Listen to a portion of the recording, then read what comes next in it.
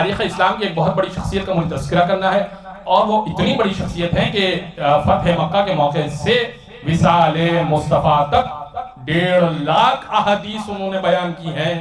फ़तह मक्का और विसाले मुस्तफ़ा के दरमियान 1.5 साल का फासला है, 1.25 साल का फासला है। अब एतराज ये आता है कि नाम मैं नहीं ले रहा, मैं अभी इशारे में बात करूंगा तो आप इंशाअल्लाह आखिरी बंदा पहुंच जाएगा। अब एतराज ये आता है उन पर कि हुजूर इतनी अहदीस अगर रसूल बोलते रहते हर वक्त बोलते रहते, तब भी इतनी अहदीस न कह पाते जितनी आपने बयान कर दी। तो अब डिफेंड तो करना है, अब बयान तो करना है कि वो सही उस सनद हदीस बयान करते थे। तो मैं एक सही उस सनद उनका मेयार बता देता हूँ, वो किस किस्म की अहदीस बयान करते थे। हुआ ये कि बाद वसाल रसूल भी वो हदीसों का तो सिलसिला जारी रहा उनका, बहुत बड़े मुहद्दिस थे। कैसे हो सकता है कि रसूल के दौर में 1.5 लाख हदीसें हों और बाद रसूल कोई हदीस ही ना बयान कर पाए? ऐसे तो नहीं हो सकता। तो एक शख्स आया, कहने लगा कि मुझे कोई परेशानी है। कहा क्या? कहा कि प्याज मेरी, जिन्होंने सुना हुआ है बहुत मुबारक, नहीं सुना तो मैं सुना दूं, जरूरी है मेंबर से। कहा मेरी प्याज खराब हो रही है। अक्का नाम था उस बंदे का, अक्का, ऐन आफ और है, और ये मक्का का वाकया है।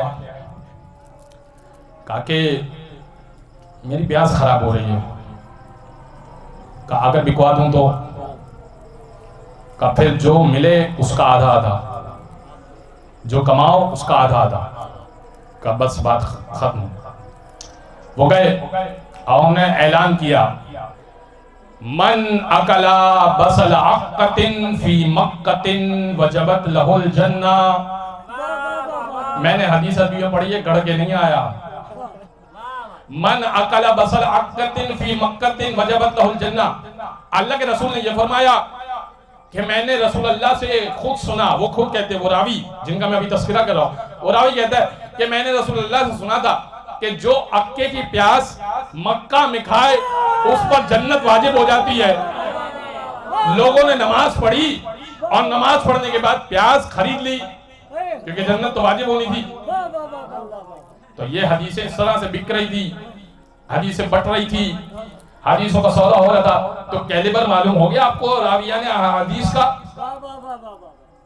अब डिफेंड कैसे किया जाए? अब मैं आपको एक वाक़या सुनाता हूँ, बड़ा दिलचस्प वाक़या। कहा कि मामला यह है कि हजरत ने कहते मक्का के मौके पर, मक्का में जब कहत आया था उस मौके पर, चूंकि मक्का में शदीद कहत था तो कुछ भी नहीं था, तो हजरत इधर उधर टहल रहे थे। फतेह मक्का हो चुका है, यानी मक्का भी अब रसूल अल्लाह के हिस्से में है। हजरत इधर उधर टहल रहे थे तो रसूल अल्लाह का घर खुला हुआ देखा और दूर सहन में एक जाम देखा जिसमें दूध थोड़ा सा बचा हुआ था। तो चूंकि बहुत ज्यादा भूख लगी थी, बहुत ज्यादा प्यास लगी थी, तो रहा न गया, लिहाजा वो घर में दाखिल हुए और बचे हुए दूध को, जो रसूल का बचा हुआ था, वो पी लिया। अब आपको मालूम है कि कौन सा जानवर दूध पिया करता है, मैं नाम नहीं लूंगा।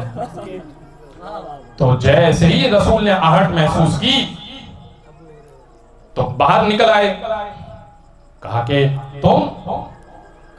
कहा रसूल अल्लाह बचा हुआ दूध पी गया मैं।